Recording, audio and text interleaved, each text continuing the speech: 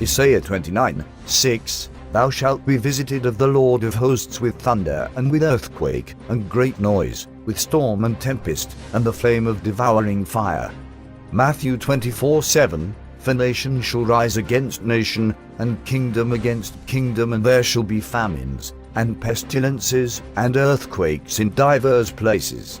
John 13:19. Now I tell you before it come, that when it is come to pass, ye may believe that I am he. January 13, 2012. A 5.5 magnitude earthquake struck the Gulf of California.